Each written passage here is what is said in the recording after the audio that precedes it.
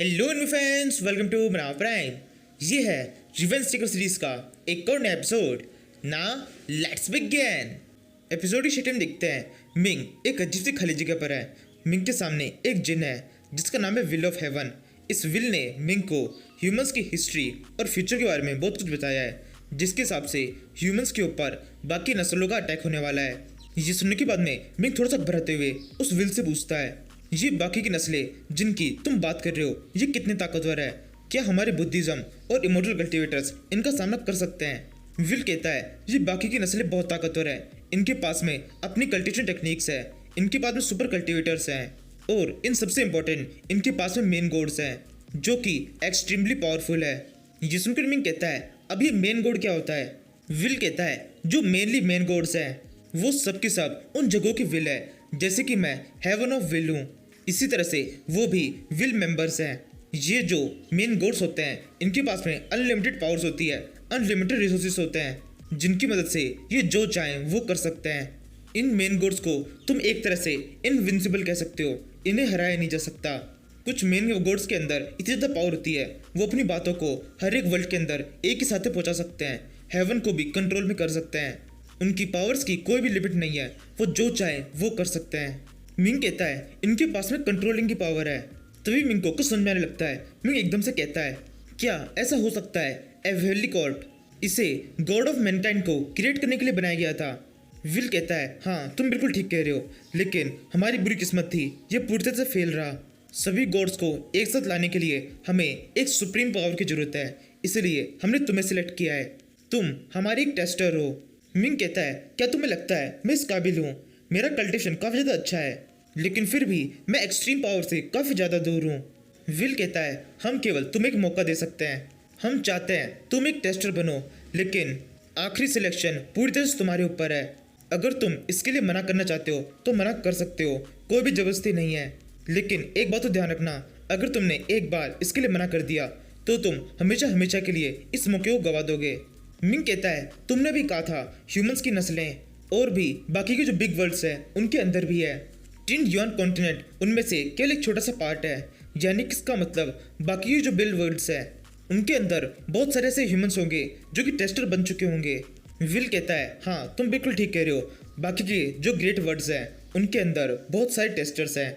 उन सभी टेस्टर के बीच में एक कॉम्पिटिशन होने वाला है, वो आपस में एक दूसरे से कम्पीट करेंगे, जो भी उनमें से जीतेगा वो मेन गॉड बन जाएगा।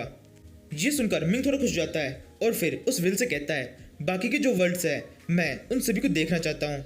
इसी तरह से मिंग और विल के बीच में कुछ बातें चलती रहती है। इन सब बातों के खत्म होने के बाद में एक स्पेशल इन्फॉर्मेशन है जिसके बारे में मिंग को पता ही नहीं चलता। मिंग ने वर्चुअल वर्ल्ड के अंदर जो फाइट की थी, उस फाइट के कारण क्विंग लॉन्ग डायनेस्टी के अंदर जैसे भूचाल सा आ गया है, वहाँ के सभी लोग बहुत ज़्यादा गुस्सा हो चुके हैं। वर्चुअल वर्ल्ड में हुई फाइट के अंदर मिंग ने बहुत सारे कल्टिवेटर्स को मार दिया था जो कि बहुत ज़्यादा हाई लेवल के थे। उन्हीं कल्टिवेटर्स में बहुत सारे वेलकरी भी शामिल थे। किसी भी बड़ी पावर के लिए वेलकरी को खोना बहुत बड़ी चीज़ होती है, उनके लिए ये सबसे बड़ा नुकसान होता है और ये नुकसान मिंग की वजह से हुआ है, इसलिए उस सबके सब मिंग से बहुत ज़्यादा नफरत करने लगे हैं। यहाँ से सीन शिफ्ट होता है, हमें एक कैंप का सीन दिखाते हैं। ये एक आर्मी कैंप है जिसके अंदर फैंक्सी और उसके अलावा और भी कुछ जनरल है। इनके पास में इनका एक सोल्जर आता है और इन्हें एक स्पेशल इन्फॉर्मेशन देता है जिसके हिसाब से फैंक्सी के वेलकरी जनरल्स के ऊपर काफ़ी बड़ा अटैक हुआ है, जिसके अंदर 3 जनरल मारे गए हैं और 2 जनरल बहुत बुरी तरह से घायल हो गए हैं।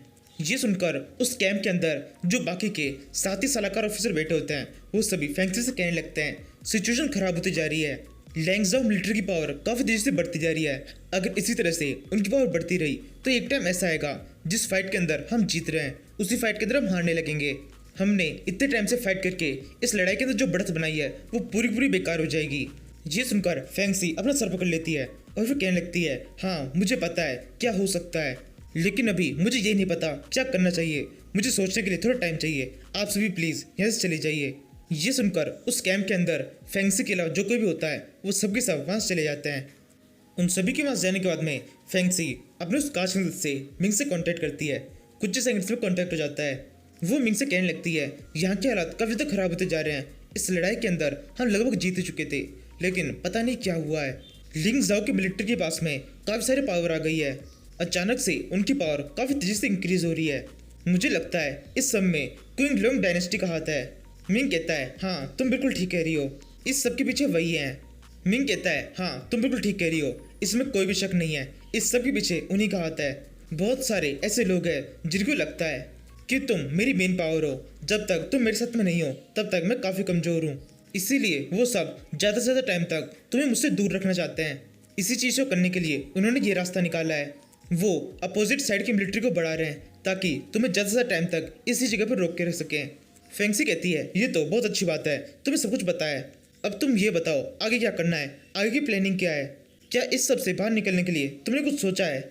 मिंग कहता है नहीं अभी तो कोई भी रास्ता नहीं है, जब तक ये बैंक हमारे पास में है तब तक दिक्कतें तो रहेगी, तब तक हम दिक्कतों से पीछे नहीं हट सकते। एक भी दिन एक भी सेकंड ऐसा नहीं जा रहा है जब प्रॉब्लम्स क्रिएट नहीं हो रही है, कुछ ना कुछ प्रॉब्लम लगातार चलती जा रही है। एक ही चीज़ है जो की जा सकती है, जल्दी से जल्दी इस बैंक को सेल करना। फेंगसी कहती है ये तो मुझे भी पता है, इसलिए मैंने काफ़ी सारे सोल्जर्स को इस काम पे लगा दिया है। वो काफ़ी तेजी से बैंक के ऑक्शन की खबर सब जगह पे फैला रहे हैं। मुझे यकीन है कुछ ही टाइम में ये खबर सब जगह फैल जाएगी, तो मुझसे एकेडमी में मिलना, वहीं पर सोचेंगे आगे क्या करना है। इसके बाद में फेंगसी ने इस ऑक्शन की खबर और भी ज़्यादा तेज कर दी। काफ़ी तेजी से इस खबर को सब जगह फैलाया जाने लगा। कुछ ही टाइम में ऑक्शन की खबर पूरी डायनेस्टी में फैल गई। काफ़ी सारे लोग, काफ़ी सारे बड़े बड़े राजवंश के अमीर लोग इस ऑक्शन में आने लगे। सिक्योरिटी के लिए फेंगसी ने इस ऑक्शन के अंदर देवताओं को भी बुलाया और एक बहुत बड़े मैंशन के अंदर इस ऑक्शन को किया गया। जितने भी अमीर लोग उस ऑक्शन में आए थे उनसे ज़्यादा से ज़्यादा पैसे लेने के लिए मिंग और फेंगसी ने एक चाल का यूज़ किया। उन्होंने बैंक का 6% को 600 शेयर के अंदर डिवाइड कर दिया और हर एक शेयर को बहुत ही हाई प्राइस में बेच दिया।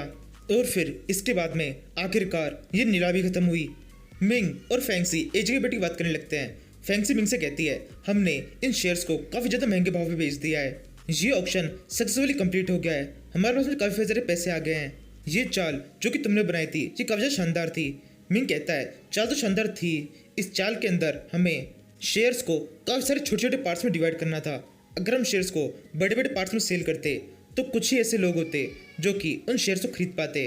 उन कुछ लोगों के अलावा बाकी के जितने भी होते वो सब के सब उन शेयर को खरीदने की कोशिश भी नहीं करते, और इसी कारण से हमारे शेयर बहुत ही सस्ते में बिक सकते थे। इसीलिए हमने शेयर्स को काफ़ी ज़्यादा छोटे छोटे पार्ट्स में डिवाइड किया ताकि उनकी कीमत भी कम हो जाए। इसी वजह से ऑक्शन के अंदर लगभग जितने भी लोग आए थे उन सभी ने शेयर्स को लेने की कोशिश की, और इसी वजह से वो सारे शेयर बहुत ही ज़्यादा हाई प्राइस में सेल हो गए। इसी वजह से हर एक शेयर से हमने एक्स्ट्रा पैसे कमाए। इन सभी में एक सबसे बड़ी बात यह थी कि वहाँ पर जितने भी अमीर लोग आए थे उनको बड़ा अमाउंट खर्च करने से पहले 10 बार सोचना पड़ता था, और वहीं जब हमने उनके सामने थोड़े कम अमाउंट के शेयर रखे तो उन्हें ज़्यादा सोचना नहीं पड़ा। भले ही उन्हें शेयर कम मिले हो, लेकिन उनकी मेंटलिटी के हिसाब से उन्होंने पैसे कम खर्च किए। फेंगसी कहती है ऑक्शन के अंदर जो भी अमाउंट मिला है उसका 80 ट्रिलियन तो तुमने मुझे दे दिया है, बाकी जो बचा है उसका तुम क्या करोगे? मिंग कहता है जब पैसे खर्च करने की बारी आती है तब तो मुझे किसी से पूछने की जरूरत नहीं है, मुझे अच्छी तरह से आता है पैसे कहाँ खर्च करने हैं, मैंने सोच के रखा है। मैं अपने मार्शल गुरु लेवल को हेवनली एडवांस तक पहुँचाने की कोशिश करूँगा, मुझे लगता है इतने पैसे इसके लिए काफ़ी होंगे। ये सुनकर फेंगसी कहती है तुम हेवनली एडवांस तक पहुँचना चाहते हो? जब मेरे को इस लेवल पे पहुँचना था तब मुझे बहुत ज़्यादा परेशानियों का सामना करना पड़ा था, जिनका सामना अब तुम्हें भी करना पड़ेगा। उनके लिए 120 ट्रिलियन जो कि तुम्हारे पास में है वो काफ़ी नहीं है, इसलिए उस ऑक्शन में से 80 ट्रिलियन जो कि मेरे पास में आए थे उसके 10 ट्रिलियन मैं अपने पास में रखती हूँ, बाकी के तुम ले लो। यही कहते हुए फेंगसी एक अंगूठी जैसा कुछ निकालती है जो कि सिंबल है 80 ट्रिलियन मनी का। मिंग कहता है नहीं मैं इसे नहीं ले सकता, तुम्हारे ऊपर भी बहुत ज़्यादा कर्जा है, तुम उसे किस तरह से चुकाओगी? ये पैसे जो तुम्हारे पास में आए हैं ये पूरी तरह से तुम्हारे हैं, ये ऑक्शन के अंदर तुमने मुझे बहुत ज़्यादा सपोर्ट किया, तुम्हारी मदद के बिना इसे करना बहुत ज़्यादा मुश्किल होता था, इसलिए ये 80 ट्रिलियन तुम पूरी तरह से डिजर्व करती हो। फेंगसी उस अंगूठी को आगे बढ़ाते हुए कहती है तुम इसकी चिंता मत करो, मेरा डेप्ट, मेरे ऊपर जो कर्जा है वो पूरी तरह से मेरा है, उसे मैं अपने तरीके से चुका दूंगी। और वैसे भी लिंग जाओ से मेरी फाइट चल रही है, जैसे ही उस फाइट के अंदर मैं उसे जीत जाऊंगी तब मुझे काफ़ी सारे रिसोर्सेज मिल जाएंगे, जिससे वो कर्जा तो बड़ी तरह से चुक जाएगा। यही कहते फेंगसी उस अंगूठी को मिंग के हाथ में रख देती है और आगे कहती है अभी तुम्हारा लेवल अप करना ज़्यादा जरूरी है, इन पैसों की जरूरत तुम्हें ज़्यादा है, तुम मेरे हस्बैंड हो और मैं तुम्हारी वाइफ हूँ, तुम्हारी वाइफ की तरह मैं फेंगसी तुम्हें हमेशा सपोर्ट करूँगी। ये सुनकर मिंग उस अंगूठी को ले लेता है और फिर सोचने लगता है फेंगसी एज ए वाइफ बहुत ज़्यादा सपोर्टिव है, लेकिन मैं और वो एक अनरियल कपल है। मिंग के इतना सोचने के साथ ही इस सीरीज़ का ये एपिसोड खत्म हो जाता है। Thank you for watching.